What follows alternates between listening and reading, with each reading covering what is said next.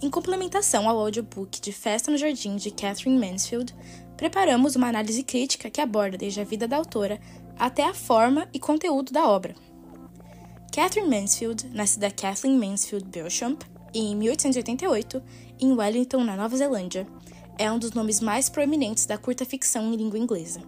Proveniente de uma família rica, passou parte da juventude estudando na Inglaterra, onde decidiu permanecer, fugindo do estilo de vida provinciano da Nova Zelândia. Mansfield destacou-se como uma autora sensível e inovadora, conhecida por sua atenção meticulosa aos pequenos sentimentos e acontecimentos cotidianos, preferindo observar as transformações imperceptíveis da vida em vez de grandes eventos. Sua obra, situada no contexto do modernismo, reflete a preocupação estética do período com a análise psicológica e interior dos personagens.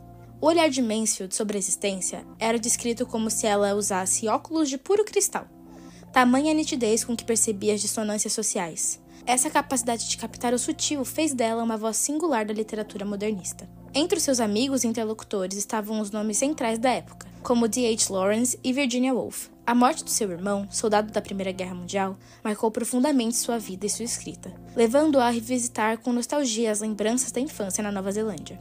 Mansfield faleceu precocemente em 1923, vítima de tuberculose, deixando uma obra breve, mas de extraordinária densidade.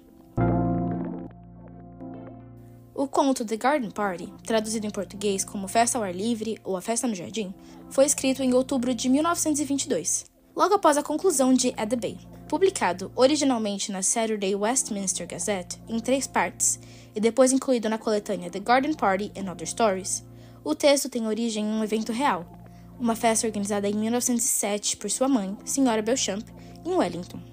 A escrita do conto ocorre entre as 2 grandes guerras mundiais, em um momento de perturbação política e social na Europa, quando as discussões sobre as divisões de classe, determinadas por sotaque, educação e origem, estavam no centro do debate.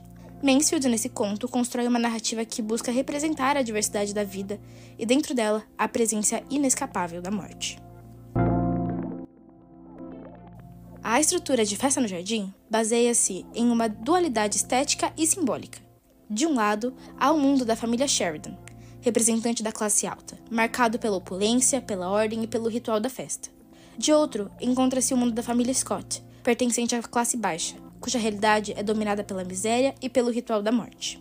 Essa dualidade que separa os 2 universos reflete a tensão central do conto e questiona, em última instância, a validade das barreiras sociais que dividem os seres humanos. Mansfield constrói o texto de modo a oscilar entre o realismo social e o lirismo simbólico, revelando o quanto o brilho da festa é sustentado pela sombra da desigualdade.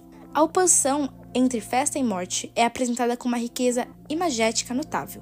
O Jardim do Sheridan é descrito como um espaço de beleza e abundância, onde o clima é perfeito e as rosas parecem ter sido tocadas por arcanjos. Termos como esplendor e requintados expressam esse cenário de perfeição e harmonia. Trata-se, contudo, de uma harmonia ilusória, um artifício da classe rica para esconder as realidades incômodas da existência. Em contrapartida, o ambiente dos Scott, vizinhos humildes que vivem próximos, separados apenas por uma estrada, é descrito com palavras como abatido, pobre, miserável e sórdido. Suas casas pintadas de marrom chocolate possuem quintais com talos de repolho e galinhas doentes. Até a fumaça das chaminés é pobre, diferente das colunas prateadas que se elevam das casas do Sheridan. Esse contraste material e simbólico traduz a assimetria social que estrutura a narrativa.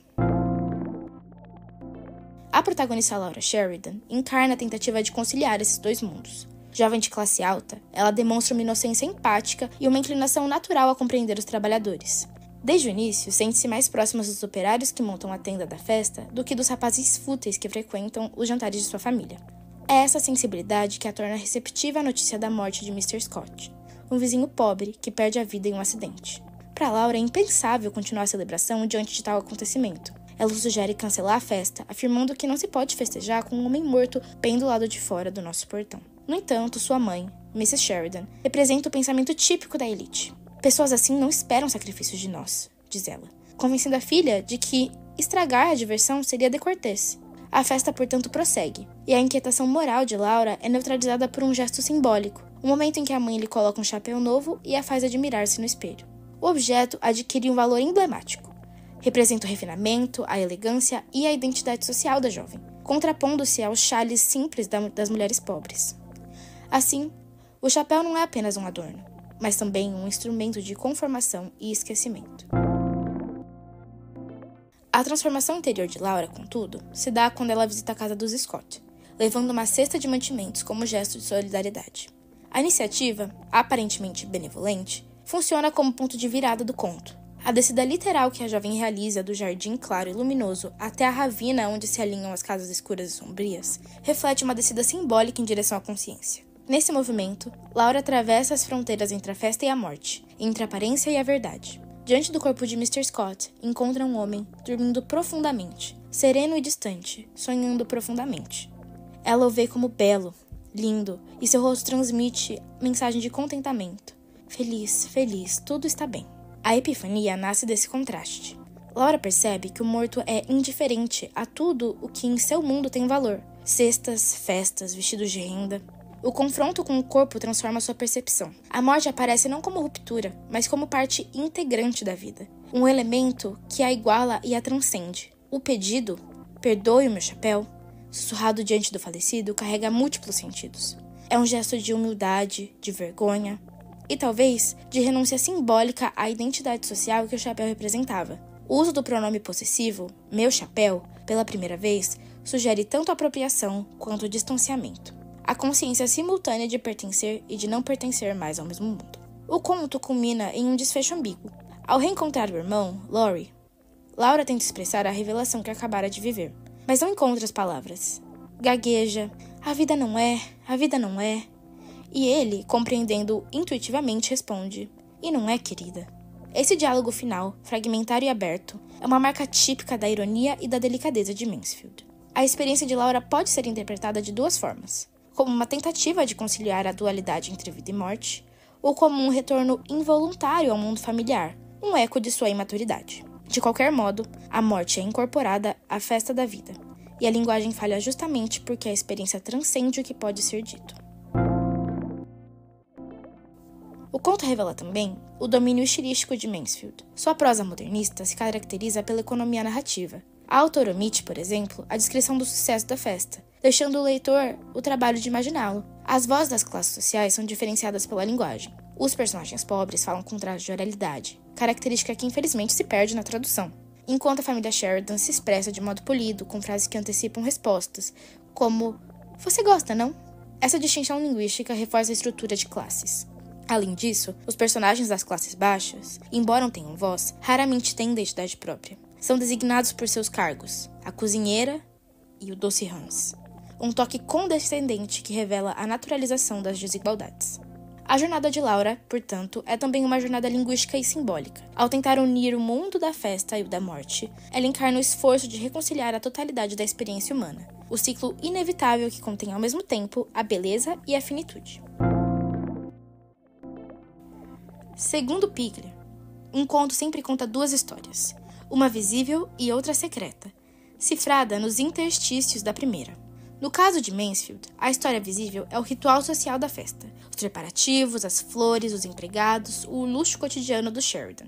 Essa narrativa superficial é interrompida pela notícia da morte de Mr. Scott, que abre espaço para a história secreta, a jornada psicológica de Laura, o confronto com a morte e o questionamento das divisões sociais. As duas histórias coexistem, sobrepostas, mas não se fundem. A tensão entre ambas é o motor da narrativa. Piglia identifica em Mansfield uma das escrituras que modernizam o gênero do conto ao abandonar o desfecho surpreendente, típico de Poe, substituindo-o por uma tensão não resolvida. Quando Laura tenta dizer "a vida não é" e falha, a história secreta finalmente aflora, mas permanece indizível. A epifania, para Piglia, é a forma moderna da revelação, o instante em que algo oculto se torna visível sem jamais ser plenamente nomeado. Júlio Cortázar, ao refletir sobre o gênero, afirma que o conto deve ser incisivo, condensado e trabalhar verticalmente, em profundidade. Mansfield é citada por ele como exemplo de escritora capaz de converter um episódio doméstico em símbolo universal. O evento, aparentemente banal, uma festa, adquire em Festa no Jardim uma significação que transcende o cotidiano, condensando em si uma condição humana e social. A intensidade e a tensão de que fala Cortázar estão presentes na economia narrativa de Mansfield e na descida simbólica de Laura, que transforma a assimetria social em experiência espiritual. O encontro com o morto é o momento em que a energia acumulada explode, iluminando algo que vai muito além das pequenas e às vezes miserável história que conta. Por sua vez, André Jones, em sua reflexão sobre as formas simples, propõe o conto como expressão de uma ética do acontecimento, ou de uma moral ingênua, em oposição ao trágico. Enquanto o trágico revela a impossibilidade do que deve ser, o conto realiza em seu pequeno universo a harmonia que gostaríamos que existisse. Em Festa no Jardim, a estrutura inicial, o contraste entre o luxo do Sheridan e a miséria dos Scott, representa o universo imoral do mundo real. A morte de Mr. Scott é o auge dessa injustiça.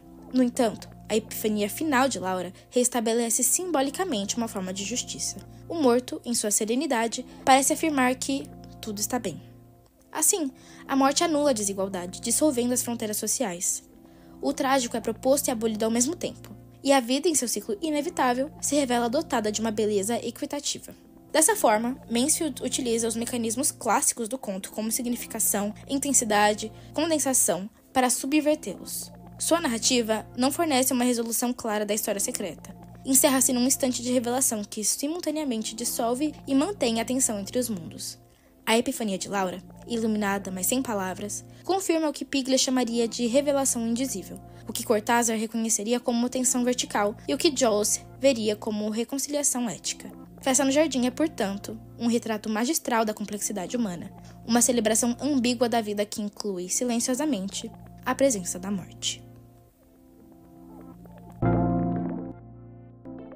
Essa foi mais uma análise do Contando o Conto. Você pode checar todos os outros episódios e todos os outros contos aqui mesmo nessa playlist do Spotify.